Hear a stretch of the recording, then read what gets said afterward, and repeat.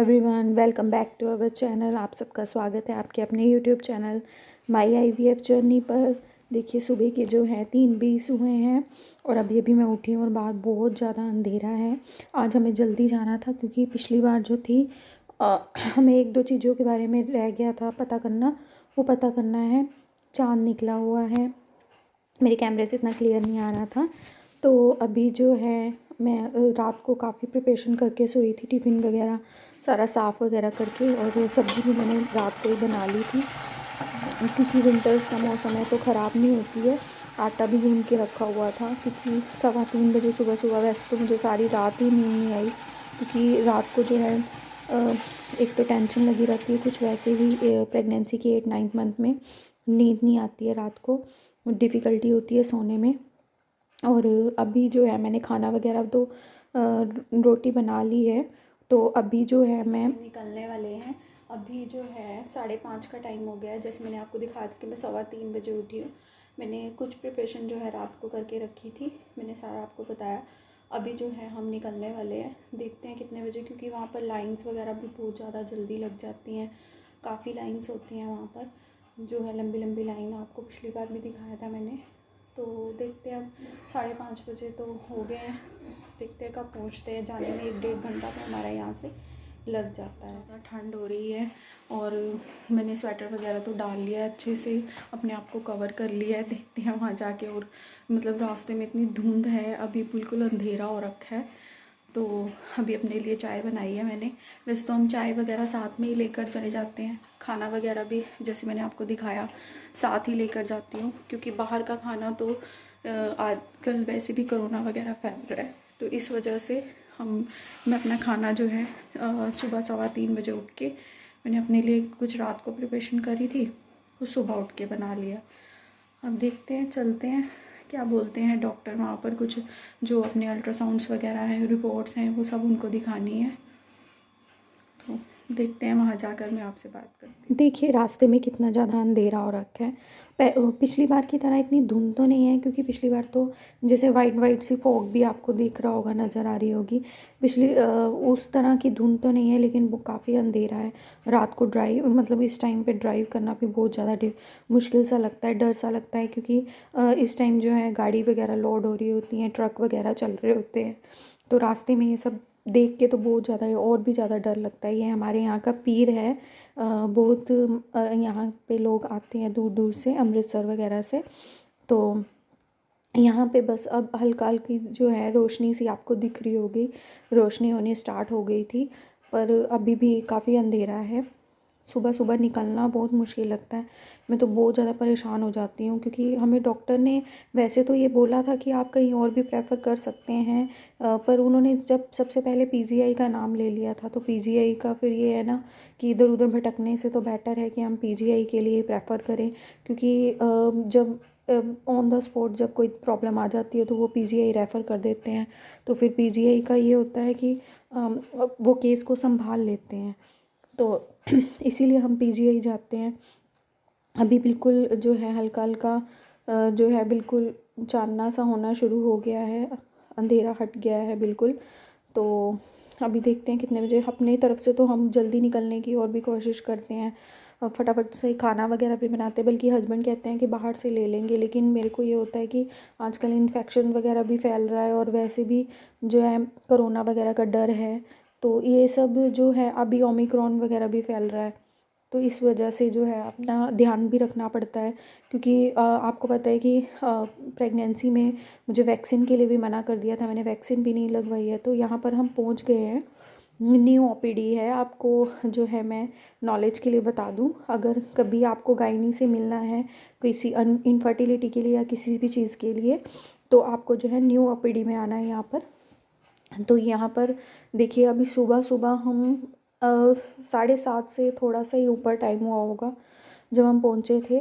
तो यहाँ पर देखिए कितनी बाइक्स और कितनी गाड़ियों की यहाँ पर, मतलब रात से ही लाइंस लगनी शुरू हो जाती है। जब हम अपने घर में उठे थे ना, तभी से लाइन लगनी शुरू हो जाती है यहाँ पर, उससे पहले आई थिंक, मतलब कि जो वहाँ पर एडमिट वगैरह हैं वो तो पहले से ही इसमें लाइन में लग जाते हैं। तो लाइन वगैरह जो है, हम जब गए थे फिर भी मेरा ठीक टाइम पर नंबर आ गया था, हैं और मेरे हस्बैंड दोनों ही हम लाइन में लग जाते हैं, लेडीज़ और जेंट्स वाली में भी। जिसका पहले नंबर आएगा तो उसी के अकॉर्डिंग है हम स्लिप बनवा लेंगे। अब हमने स्टार्ट कर दिया था वहाँ से निकलना, क्योंकि अब हमारे टेस्ट वगैरह सारे अल्ट्रासाउंड वगैरह हो चुके थे टाइम पे। तो अब हमने जो है से आने के बाद जो है हमने थोड़ा बहुत मैंने अपना काम किया था, और काम करने के बाद एक वीडियो एडिट की। उसके बाद जो है मैं आपको ये बताना चाहती हूँ कि पीजीआई हम क्यों गए थे। अब तो जैसे लास्ट मंथ जब हमारा स्टार्ट हो जाता है तो पीजीआई जो है हमें हफ्ते हफ्ते बाद या 1-2 हफ्ते बाद जाना पड़ता है। तो अभी नेक्स्ट मंथ से तो जैसे 13-14 के बाद मुझे 1 वीक के बाद जाना पड़ेगा। और वहाँ पर हम जो है एक ये भी पता करने गए थे, क्योंकि वहाँ पर ना आसपास हमें रहने के लिए कोई ऐसी जगह मिल जाए, क्योंकि कई बार इमरजेंसी हो जाती है, या कई बार जो है प्रेगनेंसी में काफ़ी, अब मुझे जो है अब जो बच्चों की पोजीशन है उसके अकॉर्डिंग अब पता नहीं ऑपरेशन होगा या नॉर्मल डिलीवरी होगी। तो उसके अकॉर्डिंग जो है आसपास हमें कोई ऐसी जगह देखनी पड़ेगी जहाँ पर जो है रिलेटिव रह सके, क्योंकि विंटर का मौसम है, काफ़ी सारा सामान भी वहाँ पर हमें लेकर जाना पड़ेगा। तो ये सब सामान हम वहाँ पर जो है सिक्योर रख सके, तो इसके लिए जो है हमें वहाँ पर रहना भी पड़ सकता है। तो आसपास जो है कोई ऐसी, वहाँ पर मैं आपको नॉलेज के लिए बता रही हूँ कि वहाँ पर जो है एक धर्मशाला बनी हुई है, सराय बनी हुई है, धर्मशाला बोलते हैं उसको। उसका एक हमें पहले ऑनलाइन बुकिंग होती है, उसमें डेली के चार्जेस जो हैं वो 600 रुपीज़ हैं। उसमें हमें प्राइवेट रूम मिल जाता है। प्राइवेट रूम में हम अपना जो है सामान वगैरह लॉक करके रख सकते हैं। तो हॉस्पिटल की जैसे 2 या 3 किलोमीटर की दूरी पर ही है, तो फिर उसमें जो है ईज़िली हो जाता है आना जाना। तो कल जो है एक तो जब स्लिप वगैरह बनी, एक तो बहुत ज़्यादा भीड़ थी। सैटरडे को थोड़ी जो है क्राउड कम होता है, लेकिन वेडनेसडे को काफ़ी वहाँ पर क्राउड होता है। तो वहाँ पर काफ़ी ज़्यादा क्राउड था। और वहाँ पर फिर उसके बाद स्लिप वगैरह कटवाई हमने। स्लिप कटवाने के बाद जब डॉक्टर ने देखा तो फिर उसने जो है नॉर्मल मेरे टेस्ट किए। नॉर्मल टेस्ट में जैसे कि ब्लड टेस्ट होता है, नॉर्मल PDRL और LFT RFT, ये सारे टेस्ट जो है हर वीक में होते हैं। लास्ट में जब आपकी प्रेगनेंसी पहुंच जाएगी, वैसे तो मैं आपको बोल दूं जिन जिन को जो है IVF प्रेगनेंसी के बाद प्रेगनेंसी उनकी पॉजिटिव आ चुकी है, उन्हें हर मंथ अपने जो है ब्लड टेस्ट, अपना वेट और अपना जो है ब्लड टेस्ट, वेट, थायराइड, ये वाले टेस्ट नॉर्मली उनको यूरिन में इन्फेक्शन है या नहीं, ये लास्ट में नहीं होते, लेकिन स्टार्टिंग में ये वाले सारे टेस्ट होते हैं। मैं उनको नॉलेज के लिए बता दूं। और अपना जो है हर मंथ आपको ब्लड टेस्ट ज़रूर करवाना है, क्योंकि कल भी मेरा ब्लड टेस्ट हुआ था। अभी तो मेरा 1 वीक के बाद या 2 वीक के बाद ब्लड टेस्ट हो जाता है। पहले 1 मंथ में एक बार होता था, लेकिन अब 2 वीक में एक बार हो रहा है, या 1 वीक में एक बार हो रहा है। इसमें क्या देखना है कि ब्लड जो है वो देखना पड़ता है कितना है या नहीं, क्योंकि ऑपरेशन की अगर ज़रूरत होती है तो ब्लड जो है वो ज़रूरत पड़ सकती है उसकी। तो ब्लड टेस्ट करवाया तो पहले जो था वो ठीक हो गया था, फिर कम हो गया था, फिर ज़्यादा हो गया था। तो इसमें क्या होता है कि आयरन की जो टैबलेट्स हैं या लिक्विड जो हमें दे रहे हैं वो 2 बार लेनी पड़ती हैं दिन में। तो इस तरीके से उन्होंने ब्लड वगैरह चेक किया। ब्लड चेक करने के बाद एक, मैं आपकी यहाँ पर पिक डाल दूँगी। एक तो होता है कि जब हम अल्ट्रासाउंड करवाने जाते हैं तो बच्चे की हार्ट बीट जो है वो हमारे को हल्की सी साउंड सुनाई देती है हार्ट बीट के टाइम। लेकिन लास्ट में जाके आपके जो है PGI में हो रहा है ऐसा, मुझे नहीं पता और जगह होता है या नहीं, वहाँ पर आधे घंटे तक जो है हमारी मशीनें लगी रहती है, और आधे घंटे तक बेबी की जो है वो धड़कन काउंट होती रहती है कि कम ज़्यादा ज़्यादा कम, मतलब आधे घंटे के अंदर कितनी कितनी जो है उनकी इंक्रीमेंट और डिक्रीमेंट हो रहा है। तो इस तरह से धड़कन जो है वो काउंट होती रहती है, वो देखते रहते हैं। फिर अल्ट्रासाउंड हुआ। अल्ट्रासाउंड में 1 वीक के बाद या 2 वीक के बाद लास्ट में जाके आपके अल्ट्रासाउंड होने शुरू हो जाते हैं। वो देखते रहते हैं, बच्चे की ग्रोथ देखते रहते हैं। तो ये सारा उन्होंने कल मेजरमेंट उन्होंने किया, जिसमें धड़कन जो थी वो ठीक आ रही थी, और वेट भी ट्विंस के अकॉर्डिंग तो वैसे तो कम है, पर नॉर्मल था। और मेरा जो है ब्लड बहुत कम हो गया था बीच में, पहले ठीक हो गया था, फिर ब्लड फिर से कम हो गया। अब उन्होंने आयरन जो है वो डबल कर दी है, फॉलिक एसिड दे दी है, और भी 1-2 मेडिसिन उन्होंने दे दी हैं। उन्होंने खाने के लिए जो है ग्रीन वेजिटेबल्स वगैरह बोला हुआ है। गर्म चीज़ तो अब अभी 8 मंथ तक तो मुझे बिल्कुल भी नहीं खानी है। मैंने बिल्कुल भी टच नहीं किया है कोई भी चीज़ ऐसी जो गर्म होती है। 9th मंथ से मैं ये खा पी सकती हूँ।